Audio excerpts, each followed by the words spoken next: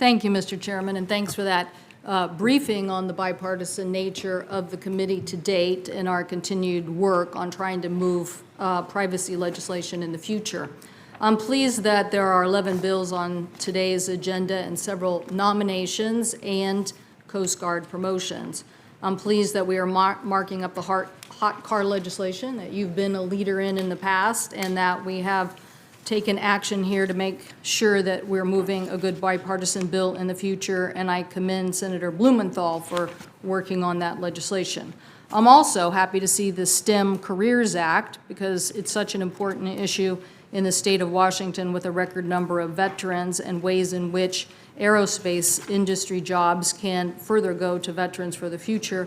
Likewise, the Composite Standard Act that our colleagues are promoting is also excellent legislation in helping with Capito and Peters to promote something that is already a cost-effective source of designing for aerospace and for cars, now can look for ways to be a good source for transportation infrastructure investment.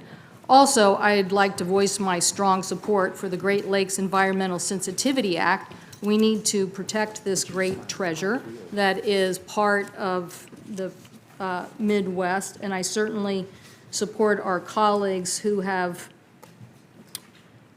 pushed this legislation here in the committee with Senator Peters and Senator Young. We need to protect our national treasures, and this Great Lakes legislation will help us do that. I also support the Schultz nomination. Today, Michelle Schultz is a member of the Surface Transportation Board. She's already been favorably voted out of this committee, and I hope that she will be paired with a nominee on the floor so that we can have a full slate of confirmed nominees for this important job. When it comes to the Dixon nomination, Mr. Chairman, we had a hearing on Mr. Dixon, and I think it was very clear from all the aviation hearings we've had today that safety is our top priority.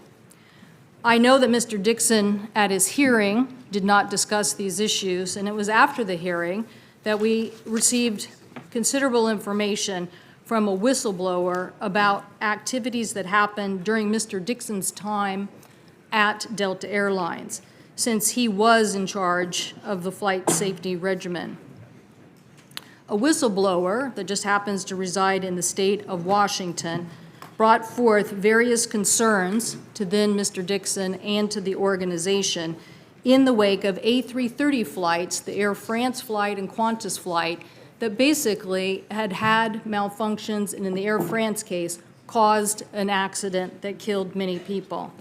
As an A330 pilot, my constituent brought numerous concerns to the forefront of the Delta organization because of the level of automation and lack of pilot training that may have existed and caused concerns about the A330 incidents. But instead of those concerns being brought forward and recommendations to the organization, instead, this pilot was retaliated against. And I don't mean a general retaliation, I mean an absurd retaliation. A retaliation in which she was sent to a psychiatrist who then claimed just because she juggled marriage, children, and being a pilot, that somehow she must be manic. And she was, because of that action by Delta, removed from flying, even though she had been a pilot for many years, decades. Well, thankfully, the reinstatement through the normal legal process of the ALPA process for pilots and the FAA, this pilot was recertified to fly by other psychiatrists who did not find her to be manic, but actually voicing safety concerns. Now, this in and of itself may have been enough to say that Mr. Dixon either didn't know about this or didn't participate. But since our investigation, it is very clear that Mr. Dixon did know, was involved with this pilot, did know what was happening, and failed to disclose it to this committee. Our committee routinely asks about whether people are involved in legal disputes. He failed to mention this very prominent case that Delta was involved in. Now, it could be that he simply forgot, But as the committee has searched for more information from Mr. Dixon on this, he has made it clear he thinks that the handling of the situation was just fine. Well, I know this, that both the A330 incidents and the MAX incidents on the Boeing planes all mean that we are entering a new era of aviation, where automation and pilot training need to have further scrutiny and certainly more transparency.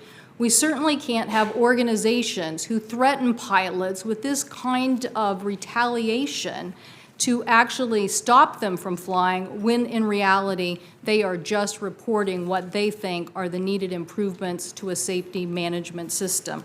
That is why this nomination has also been objected to by Captain Sullenberger, who has come to the aid of this whistleblower to simply say pilots have to be listened to.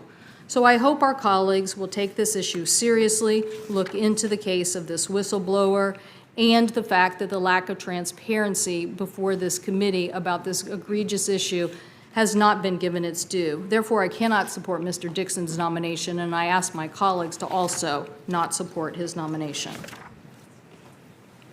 Thank you.